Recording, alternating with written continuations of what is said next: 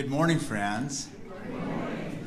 Let's sing together, shall we? I invite you to rise and let's sing together, Love Will Guide Us, hymn number 131.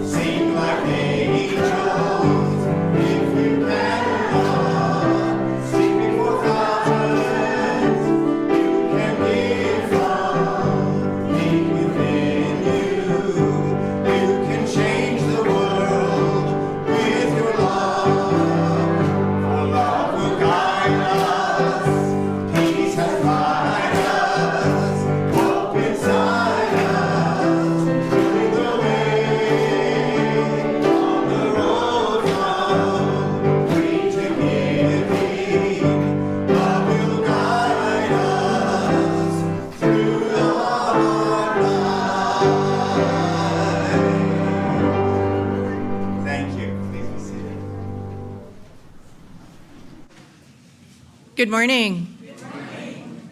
Welcome to the Olympia Unitarian Universalist Congregation. Our community envisions an interconnected world that is loving, just, and healthy. We commit to live out our mission to welcome and wonder, to embrace and empower, bridge and become. Thank you for joining us today. We're so glad that you are here. My name is Alicia Seegers Martinelli. I use she, her pronouns, and I am a member of the worship arts team.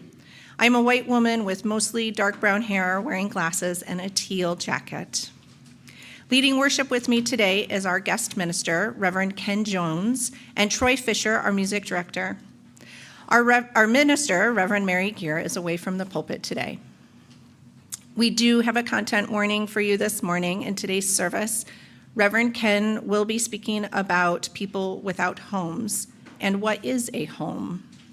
If you feel the need for support around this topic, please reach out to a member of our pastoral care team. You can find them wearing the green stole or by emailing pastoralcare@ouuc.org. Reverend Ken uses he, him pronouns and is semi-retired from ministry in UU congregations, having served in Tacoma, Yakima, and Ellensburg, as well as Hood River, Oregon, throughout the last 25 years. His home is in Yakima, but he is eager to spend more time wandering in his mini camper van. You are welcome here just as you are. Whatever beliefs sustain you, whomever you love, however you understand and express your identity, and in all the ways that you are still becoming the person you will be. Here's a few things you should know about our service today so that you can feel welcome. We are streaming live on Zoom and YouTube, and this service is being recorded. For those here in the sanctuary, you can see the sometimes creative subtitles up on the screen in front, and on Zoom for those of you online. Over here, we have soft chairs and activities for your hands so everyone can feel comfortable. We are a multi-generational community that welcomes people of all ages. People are welcome here in the sanctuary, and there's also a nursery care and story time program for children in the classroom wing right down the hall. So please join us and feel where you are, or be where you are most comfortable. We are grateful for the many hands that helped make worship happen this morning. Thank you to all who contribute in so many ways. After the service, everyone will have a chance to discuss reflection questions offered by Reverend Ken. For those online, we invite you to go into a breakout room for a virtual coffee chat. For those in person, please feel free to stay for coffee and fellowship in the commons. There are many things happening at OUUC. The Gen XYZ lunch is today at 12:15 here in the building. If you are between the ages of 18 and 50-ish, feel free to join for food and fellowship. This evening at 7 p.m., the one-of-a-kind composer, guitarist, and singer-songwriter from Kyoto, Japan, Hiroa Tsukamoto, will be performing. And all ages are welcome to join the OUUC Nature Group this coming Saturday, the 23rd, at 10 a.m. at Burfoot Park for walking and beachcombing. Contact our religious education assistant, Anissa, for more information. And last but not least, the OUUC choir will begin rehearsing again on Wednesday, September 3rd at 7 p.m. If you're interested in singing with the choir, please speak to our music director, Troy, after today's service. Check out the Tuesday electronic update or the website for all the additional news and gatherings and the most up-to-date information. Now, let us open our hearts and our minds as we prepare for worship. It is good to be together. This morning, we join Unitarian Universalist congregations around the world in lighting a chalice, the symbol of our faith tradition, with the words of Reverend Ken Jones. We light this chalice in deep respect for the mystery and holiness of life, with honor and gratitude for all who have come before, with love and compassion for those who dwell among us, and with hope and faith for generations to come.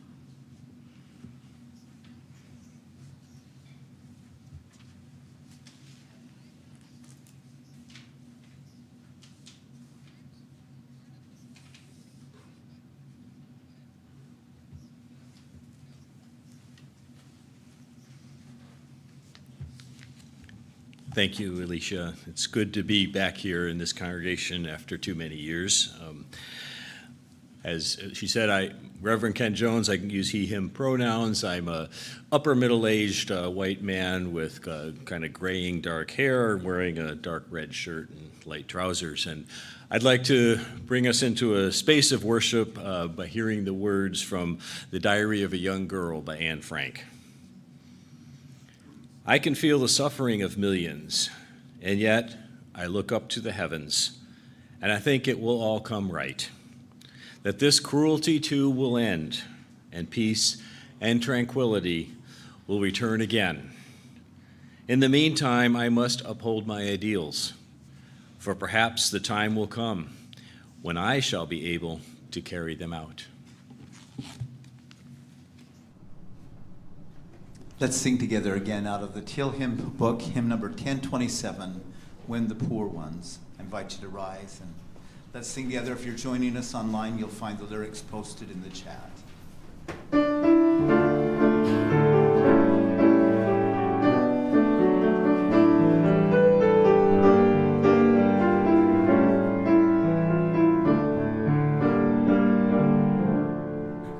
When the poor ones who have nothing still are giving, when the thirsty pass a cup, water to share, when the wounded offer others strength for healing, we see God here by our side, walking our way.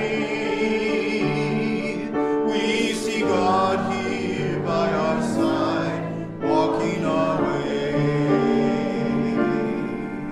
When compassion gives the suffering consolation, when expecting brings to birth hope that was lost, when we choose love, not the hatred all around us, we see God here by our side, walking our way. We see God here by our side, walking our way. When our spirits, like a chalice, brim with gladness, when our voices, full and clear, sing out the truth, when our longing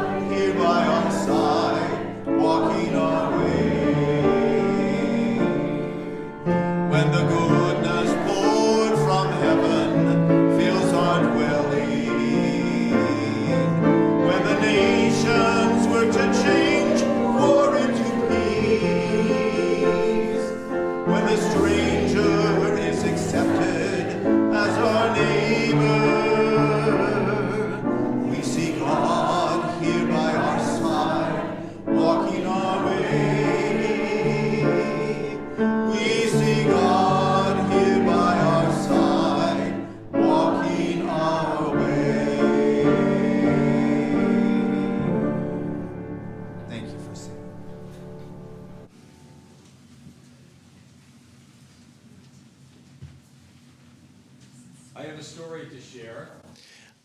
Some of you may have heard an earlier version of this story. I'm going to kind of do some of my own creative interpretation of the story itself, but that's what stories are. The stories, somebody once told me that all stories are true, and some of them really happened. This is a story called The Three Little Wolves and the Big Bad Pig. Now, some of you may have heard a story at some point about the three little pigs and the big bad wolf. Well, today we recognize that wolves are really lovable creatures, and they're endangered, and we really care for them as best we can, and if they're cared for, they can be very nice little wolves. And I don't know about this big bad pig. Maybe he grew up on some kind of really big industrial farm or something and had some trauma there, but something that made him turn into a really big bad pig. And he heard one day that there was these three little wolves that were moving into the neighborhood, and he didn't like this idea at all. And he said, "No, that won't do. I don't approve." And he said, "I'm going to go and eat all those little wolves one by one." Well, the little wolves, they heard about all this, and they kind of got scared, and they had to kind of figure out what to do, and they decided they'd go build themselves some houses to protect them. And the first little wolf, she decided that the best thing to do was to build the most sturdy house possible, and she went out to Home Depot and got a bunch of bricks and a bunch of concrete and a bunch of steel reinforcement and everything, and went out in the woods and built the sturdiest house as she could, and hammered it all into place, and it was solid as can be. And she closed the door and went inside and had a cup of tea. Well, the big bad pig walking up and found this house in the woods, and that big bad pig said, "Open up the door, little wolf, and let me in." And the little wolf said, "Not by the whiskers of my chinny chin chin." And the big bad pig said, "Well, then I'm going to huff, and I'm going to bluff, and I'm puff, and I'm going to blow your house in." And so that big bad pig, he huffed, and he puffed, and he had a real big windpipe on him or something like this, and he blew so hard that all those bricks and everything just came tumbling down. The little wolf had to scurry away into the woods, scared. Well, another little wolf who happened to be heard about this thought the better idea is to build a house out of natural materials, and went out in the woods and found some dead trees and cut some trees down and hewed them all to really precise shapes and notched them all together using ancient craftsmanship, and built a really solid log cabin out of this, and went inside, closed the door, and had a cup of tea. And well, guess what happened after that? That big bad pig found this house too and walked up there and said, "Open up the door, little wolf, and let me in." And the little wolf said, "Not by the whiskers of my chinny chin chin." You got that. You've heard this story before. Then the big bad pig said, "Well, I'm going to huff, and I'm going to puff, and I'm going to blow your house in." And that pig huffed and puffed, and probably, I don't know what was going on with this pig, but he must have had some chemicals in him or something like this, because he had really big lungs, and he blew this house, and then all the logs came tumbling down. The poor little wolf had to scurry away into the woods and hide once again. So the third little wolf heard about all this too and decided, and she had also heard about this new idea about building houses out of straw bales, that some farmers had extra straw bales, and so she went and found a farmer that had some extra straw bales she can give him. Then she went out and recruited all sorts of creatures from the community, other wolves and bunnies and birds and insects, whoever wanted to help, and they wanted to learn about this new way to build houses. And so they got together and they all built this house. They stacked up these straw bales together and covered them with earth and plaster and everything, and then the wolf kind of went inside and closed the door and had a cup of tea and thought everything was fine. And the big bad pig didn't think everything was fine. He came around and he saw this house full of straw. Made a straw and said, "Oh, well, this will be no problem whatsoever," and said, "Open up the door, little wolf, and let me in." And the little wolf said, "Not by the hair of my chinny chin chin." And the wolf said, "I'm going to huff, and I'm going to pluff, and I'm going to blow your house in." And so he took a big breath, puff, and he took another big breath, puff, and right when he was getting ready to blow as hard as he could, all of a sudden the door opened up, and all these little creatures who had helped build this house, all the rabbits and all the other wolves and the birds, and they all formed a circle around the house, and they all joined arms and wings or whatever it was, and to protect the house from this big bad pig. And the big bad pig saw these people coming out and just doing this wonderful thing for their neighbor, and something inside of him switched. Suddenly, his heart opened up, and he broke down and cried. Oh, it was so wonderful to see such a loving community. And so he never did blow this house in. And the moral of the story, there's always a moral. The moral of the story is the most solid homes are not built with bricks or wood or other materials, but out of loving community.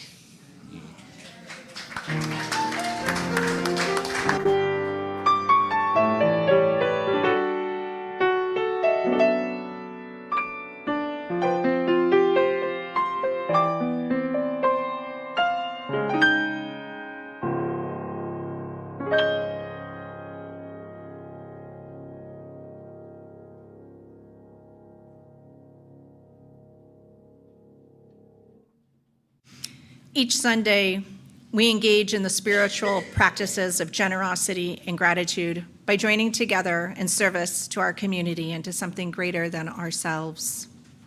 We each have the power to share, and when we combine our gifts to create an offering together, we are able to do so more than any one of us could do alone. We also express our gratitude for the gifts that life has given us, for the network of relationships in which we live, and for the presence of this community.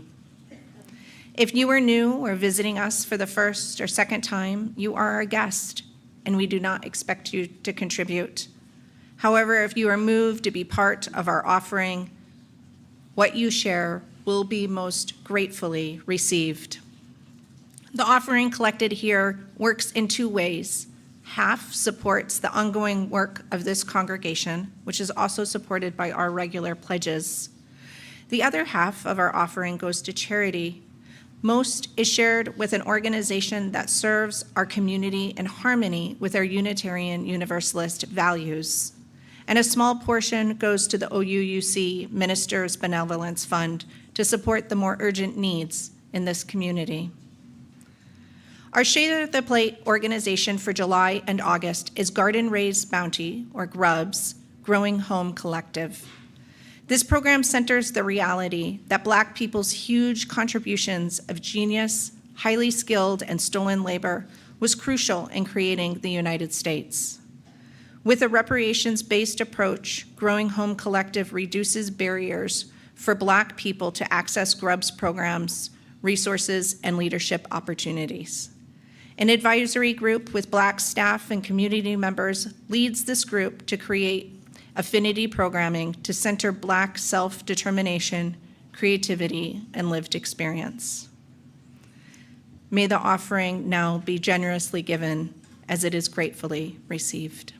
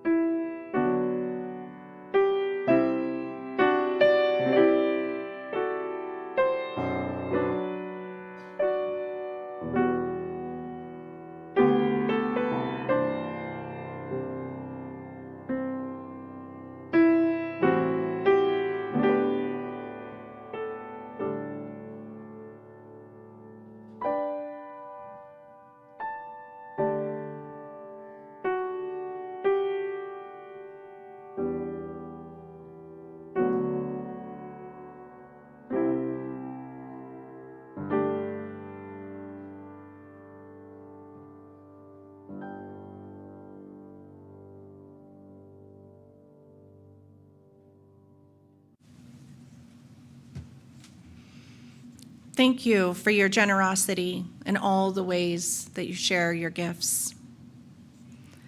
This morning, we do what humans have done for all of our existence. We gather in times of worry and anxiety, and in times of celebration and joy. We come into our community bringing all that is on our minds and in our hearts. Let's open our hearts to the complexity of life as we place stones in the water of community. We will hear a drum beat. Allow its resonance into your body. It is the heartbeat of life and the heartbeat of community.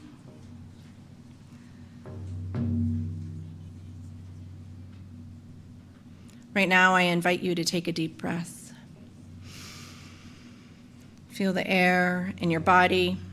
Feel the earth beneath us. Feel the warmth of connection.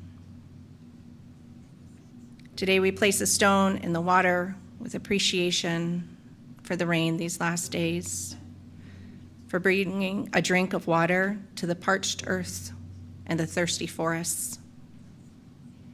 And now let us open our circle wide. For those on Zoom, I invite you to share from your heart by entering in the chat. And those in the sanctuary can see your sharing on the screen as it's shared with Reverend Mary and the pastoral care team. For those in person today, I invite you to come forward if there is something that you would like to bring into this community. You may place a stone in the water as you hold your sharing in your heart. Let us hear the heartbeat of our community and reach out our hearts in love and care to all those who share.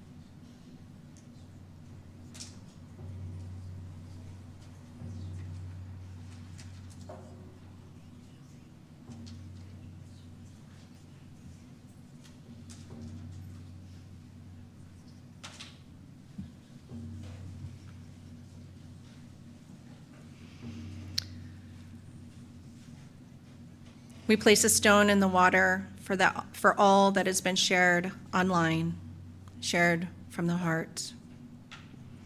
And we place one more stone in the water for all that we hold in our hearts and that remains unspoken.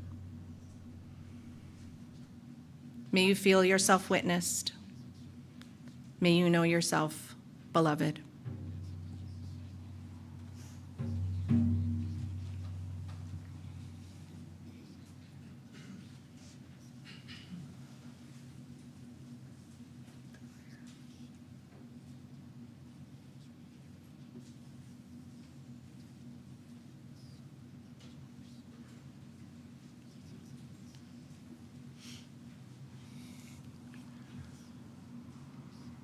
I now ask us to open our hearts and our minds to the creator of life, the spirit of love and compassion that dwells within us and around us. As we do, may we feel the presence of this love in our hearts, in our bodies, the presence of love that brings us comfort in times of sorrow and confusion, brings us joy in times of community and celebration, that guides us and reminds us that we are part of one family, human family, one interconnected web of life. We are a part of this web, and the web is a part of us. Let us feel this presence in our hearts with all that we share as we move forward in the days ahead. Amen, and blessed be.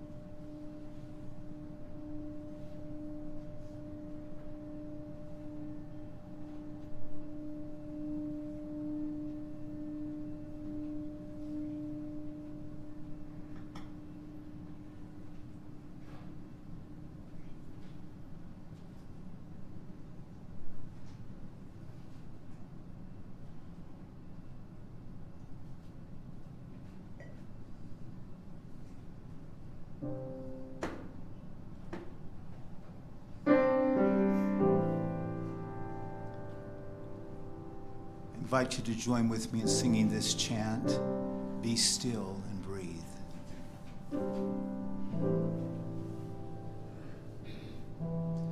Be still and breathe. Be still and breathe. Listen to heartache, listen to grief. Be still and breathe. Be still and be.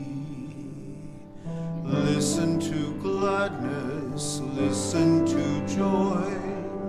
Be still and breathe. Be still and be.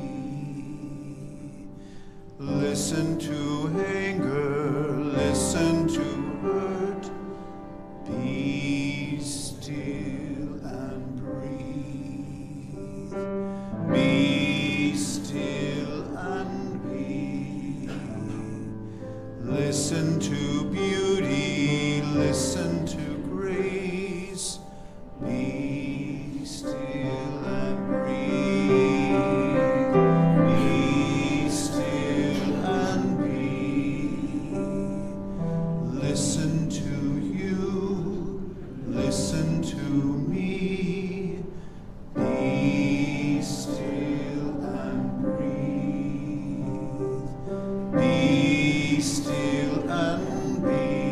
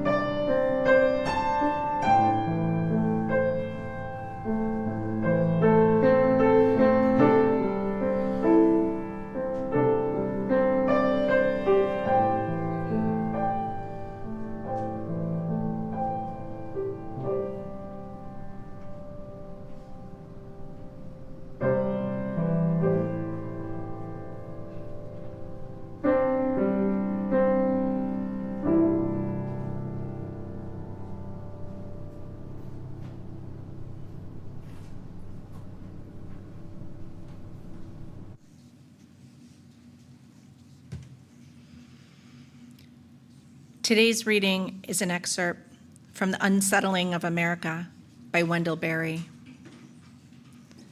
One of the peculiarities of the white race presence in America is how little intention has been applied to it. As a people, wherever we have been, we have never really intended to be. The continent is said to have been discovered by an Italian who was on his way to India. The earliest explorers were looking for gold, which was, after an early streak of luck, in Mexico, always somewhere further on. Conquests and foundings were incidental to this search, which did not and could not end until the continent was finally laid open in an orgy of gold seeking in the middle of the 19th century. Once the unknown of geography was mapped, the industrial marketplace became the new frontier, and we continued with largely the same motives and with increasing haste and anxiety to displace ourselves, no longer with unity of direction like a migrant flock, but like the refugees from a broken anthill. In our own time, we have invaded foreign lands and the moon with high-toned patriotism and of conquistadors, and with the same mixture of fantasy and avarice.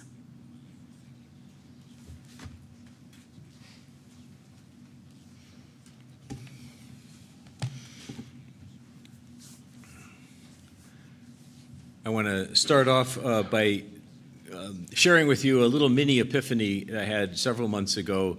I was listening to the radio one morning, and this was back, I think, in January or February, in the early days of our current administration in Washington, D.C., and the newly installed Secretary of Defense, Pete Hegseth, was being interviewed on the radio about a new holding center in Guantanamo Bay, Cuba, where for people who didn't have proper documentation to be wherever they were. And Secretary Hegseth was as explaining what they were going to do is that, having this big holding center for people, for human beings in his former military base on a communist island, and it would be, he's described it, a place where people would be held and then shipped off to wherever part of the world that they belonged.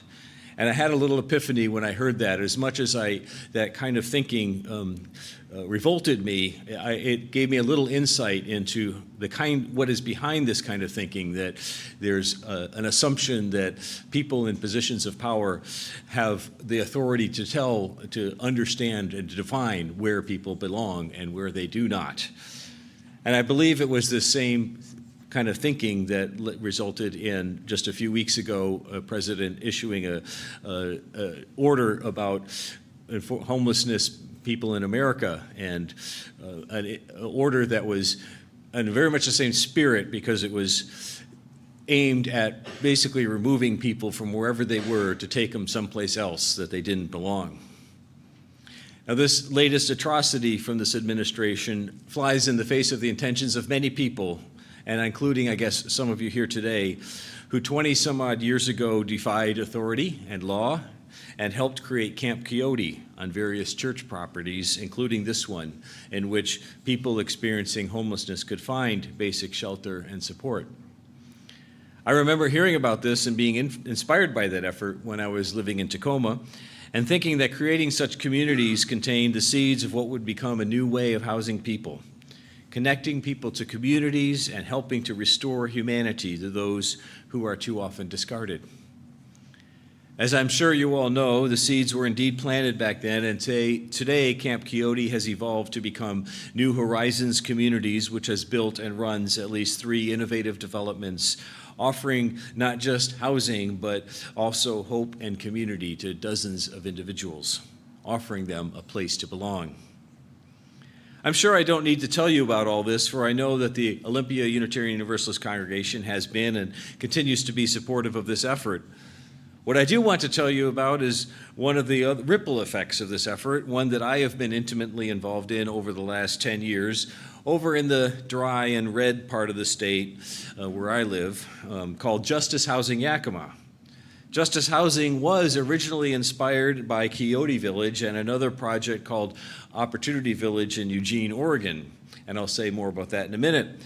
But seeds, I just want to share that seeds of many sort were indeed planted in this parking lot many years ago. Now, in spite of heroic efforts like these, we still live in places where I'm sure you are all aware where large numbers of people have no fixed or legal place to sleep every night, no place that we would call home. I've made it part of my ministry these past 3 decades to try to include those who are homeless, starting with my clinical pastoral education program I undertook in seminary back in the 90s. CPE, as it's called, is basically a training program for chaplains, and many of my colleagues did their CPEs in a hospital or similar institution. And I was fortunate enough to take part in a CPE that met people on the streets and ministered to them where they were to the best of our ability. Years later, I helped the congregation in Yakima host an extreme winter weather emergency shelter in our basement for 6 years. And since that time, I've worked for an agency that runs a shelter for homeless people in Wapato, Washington, on the Yakima Nation Reservation, as well as I mentioned, Justice Housing, which is an organization building permanent supportive housing for homeless individuals. In all this work, I've met many wonderful people, some with lived experience of homelessness and others like me simply trying to operate with compassion and empathy, who have done much work reaching out to those who are homeless and helping them find places to call home. And yet, in spite of all this work by many people, there are still encampments in just about every city and town up and down the West Coast and all over the land.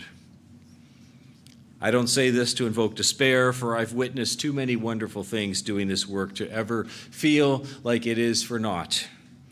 Whether I'm watching a caseworker from Yakima Neighborhood Health Services develop a relationship with a client, or helping serve a meal at a temporary shelter around town, or seeing someone bruised and battered by many years of living on the street finally settle into their own new home, and they do so with more gratitude than I can even imagine. One of the things that I most often observe is the extent to which many of the people that we call homeless often want and need to simply engage in human interaction. They need to be seen and treated like real human beings. This I know, even if all the agencies and all these dollars spent never permanently housed a single person or got one soul off the street, the opportunity that we offer for people to be treated and seen as real, whole, and worthy human beings is priceless.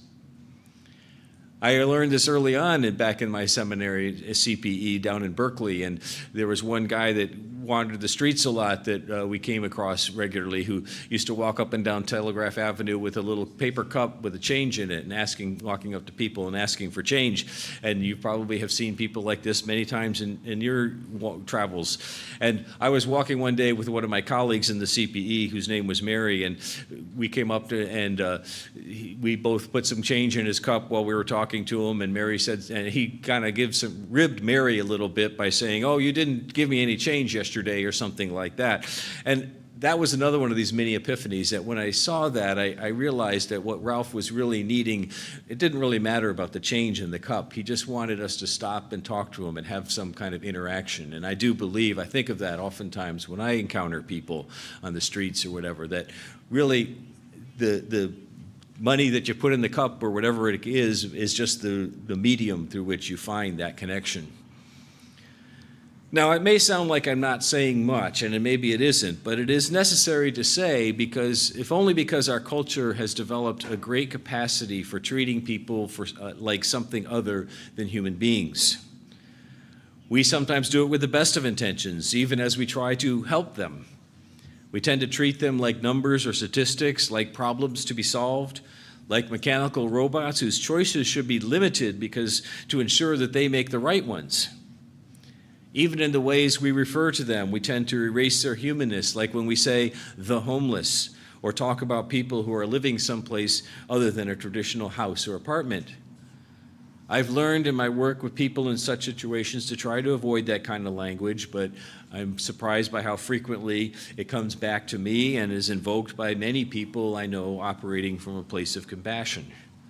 It's very similar to the way we sometimes refer to people who are living with disabilities as the disabled, for example. And it may be obvious to add these days and how many people in our society refer to those who living in our country without legal documentation as illegals. In all these cases, it's the human being that's erased. One thing that I've come to appreciate knowing people who are or have experienced homelessness is how important it is for them to be seen as real human beings. We human beings, all of us, are social creatures who need a sense of visibility and belonging in community every bit as much as we need food and shelter. I didn't intend today to talk about homelessness as a social or political issue. Rather, I wanted to explore what it means to have a home or not, in not just a physical sense, but also, if you will, a more spiritual sense. But before I get into that, I want to make one more comment about the social and political playing field in which much of our work is played. I've been involved in various efforts to combat homelessness now in 3 or 4 major cities across the country and for the last 3 decades. And the thing is, after a while, they all seem to be sort of the same. Indeed, homelessness is not a problem unique at all to Yakima or to Olympia or to Washington State. It's an endemic problem throughout the United States and has been for years, and it's getting worse. In fact, if there is any statistical association, we should note that it is the United States as a whole, as compared to other nations, that truly stands out. So the question I often ask is, why do we work so hard to create local solutions to this national problem? Indeed, even the recent edict by our president centers on directing local jurisdictions to deal with the problems as they wish. I presume because our president either doesn't care about it or is scared to death to actually address the root cause of the problem. Every municipality that I've worked with already does have a core group of dedicated people who work hard every day trying to help people find and keep homes so they may have a sense of from which to develop a healthy and secure life. The Reverend Dan Bryan, a Disciples of Christ minister from Eugene, Oregon, was instrumental in starting the Opportunity Village project I mentioned. And he met with us in Yakima a number of years ago when we were starting Justice Housing. At one event, he invoked the parable about people in a village who notice babies floating down the river and begin to rescue them. But then one person steps back from the immediate problem to go look upstream to find out who is throwing babies in the river to begin with and why. This parable is useful in guiding us closer to the root causes of the problem rather than just helping people already drowning in it, such as by establishing more affordable housing and working to abolish discriminatory practices in rental housing, and coupling our work getting people into homes with addressing various personal maladies such as alcoholism, mental illness, or family trauma. This is all well and good, a holistic approach it's sometimes called, but I still don't think most of us have gone upstream far enough to fully see the root cause. If we do, we find this stream is very different from a natural one. Rather than getting smaller and smaller as we get closer to the source, we find it gets bigger and bigger. We find a mighty river, in fact, a river of an economic system that continually pushes people to act like machines driven only by self-interest, that divides people by forcing them into continual competition and individual survival, that seizes public goods and property and rebrands them as private entities, that further enriches the few while depleting resources for the poor and the vulnerable. This river is called inequality, and everything else it does, it drives up the price of housing in order to fund luxuries for the few, and drowns the rest in a torrent of blame and shame for not being able to swim in this mighty current no matter what circumstances might hinder them. If we truly want to find the place where the babies are being thrown into the river, this is where we need to go. So this is where I get to the larger picture I want to paint today. I think our culture is hesitant to journey up this river, in part because it leads to some uncomfortable places in which the very idea of home comes into question. What is a home? What does it mean to be homeless? Who decides, according to what criteria, when a person belongs in a particular place, state, or nation? How and when did we human beings surrender our power to name our own homes? Well, I was thinking about these questions that reminded me of this morning's reading from The Unsettling of America, Wendell Berry's seminal book, first published some 50 years ago, addressing the corporate takeover of American farms and how that affected rural communities. As a people, he said, wherever we have been, we have never really intended to be. As a people, wherever we have been, we have never really intended to be. Although Mr. Berry was writing about the industrialization of American farming and how it caused people to become unsettled from the land, I think his insight illuminates these questions of what a home is and what it means to be homeless. I appreciate that in his opening paragraphs he specifies that he is talking about the white race in America, for it is this race that perpetuates more than any other its own detachment from the land and the communities that naturally exist on it. I believe Mr. Berry was seeing this same river I spoke about, the river that breaks people away from their indigenous nature, disconnects us from the land and our communities. In other words, it makes us homeless, since our true home is the earth and all the communities that evolve with it. I find it a bit ironic that this unsettling, as Mr. Berry calls it, this mad scramble all over the continent to find a place to call home, has been perpetuated by the same people who set up our legal framework for ownership of private property. I wonder if there hasn't been for generations in America a deep-seated psychological problem that we've never admitted, that we are disconnected from our homes. That as people who long ago lost our indigenous connection to land and natural communities, we instituted a system in which we attempt to compensate for that loss. Our ancestors, even many of us in this present day, were and are in this sense homeless, in that we don't have that place on earth with which we are organically connected and intimately familiar through generations of relationship and symbiotic connection to the land. Instead, we rely on deeds of property or legal paperwork showing that we properly belong wherever it is we are, and we create or attempt to create little fiefdoms, whether they be tiny apartments or small houses or humongous estates that we call our homes. They are a logical extension of an imperialist culture, and no amount of legal paperwork or police protection can turn them into the homes of a spiritual sort.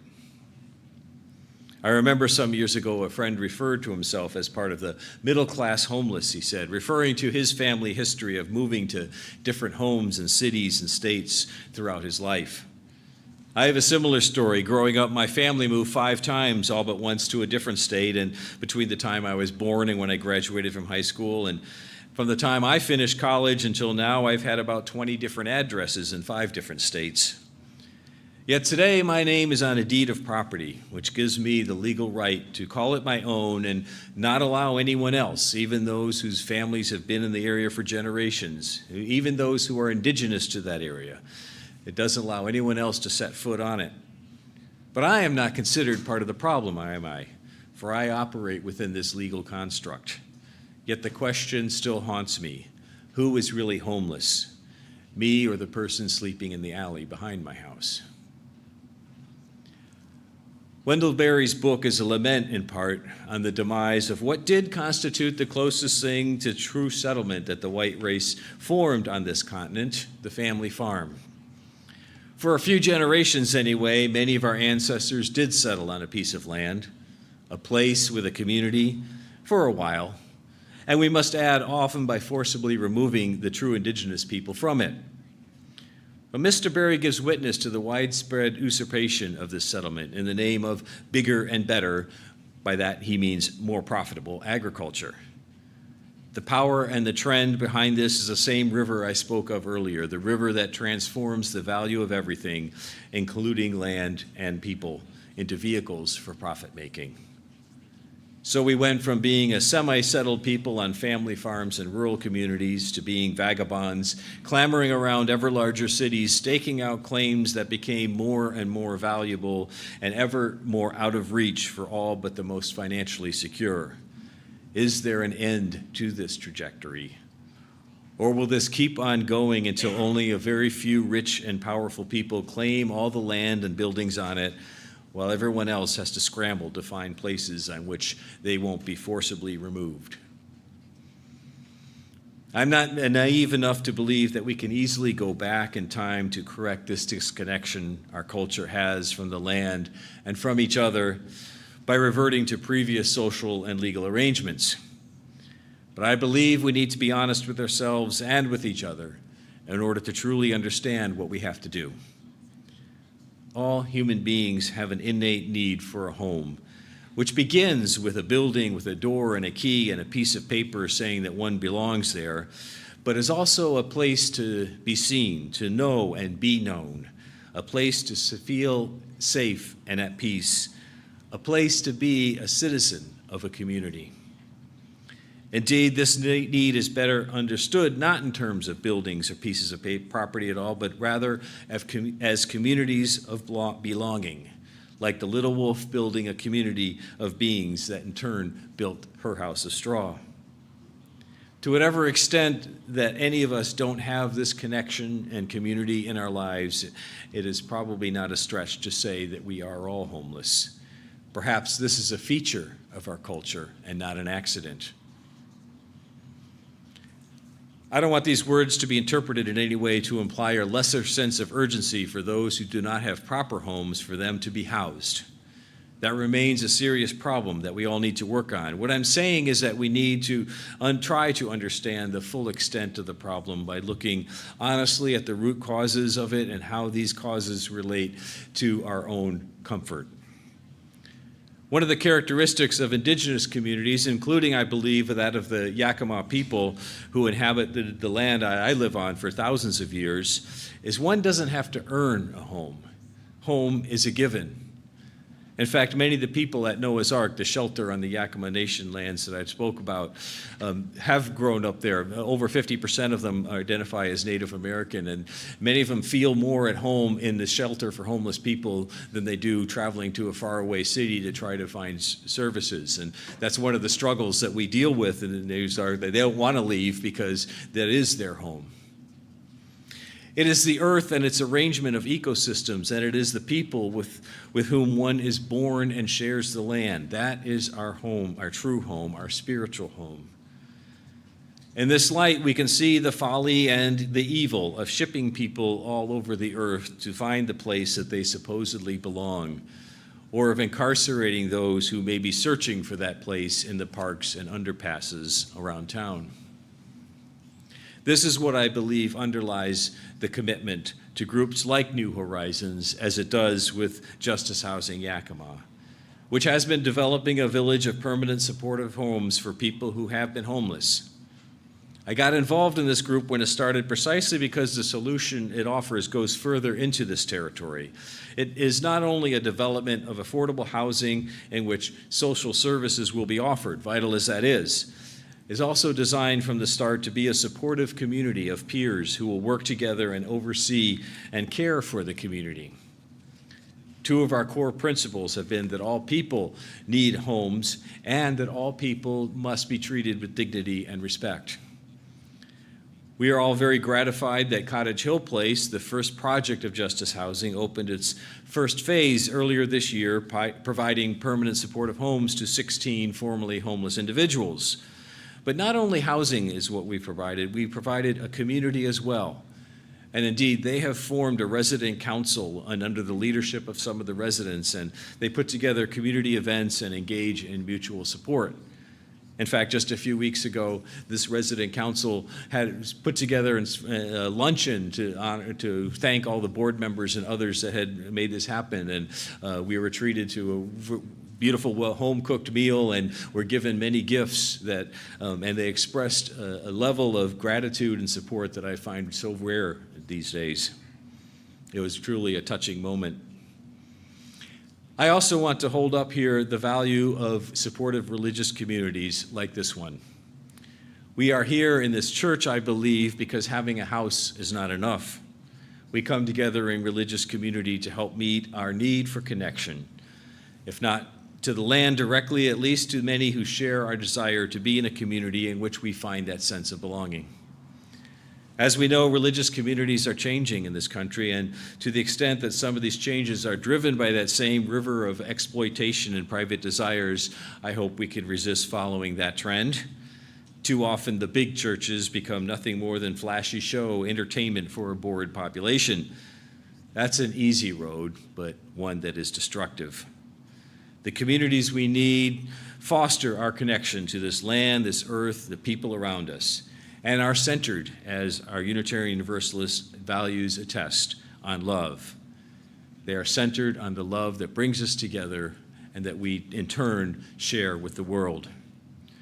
To use Mr. Barry's words, communities like this may help us resettle where we truly belong. Maybe, after all, this is our home.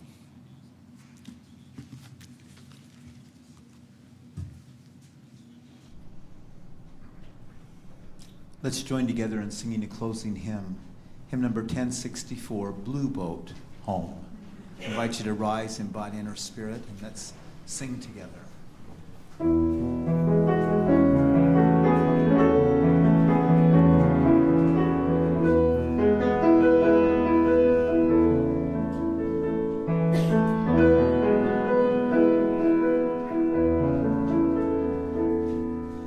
Though below me I feel no motion, standing on these mountains and plains, far away from the rolling ocean, still my dry-land heart can say, I've been sailing all my lifetime, never harbor or port have I known. The wide universe is the ocean I travel, and the earth is my blue boat home. Sun, my sail, and moon, my rudder, as I ply the starry sea, leaning over the edge in wonder, casting questions into the deep, drifting here with my ship's companions, all we kindred pilgrim souls, making our way by the light of the heavens in our beautiful blue boat home. I give thanks to the waves upholding me, hail the great wind urging me on, greet the infinite sea before me, sing the sky my sailor's song. I was born upon the fathoms, never harbor or port have I known. The wide universe is the ocean I travel, and the earth is my blue boat home.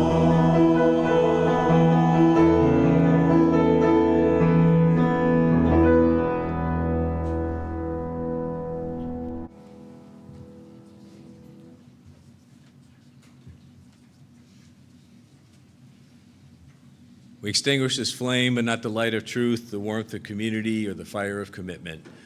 These we carry in our hearts until we are together again.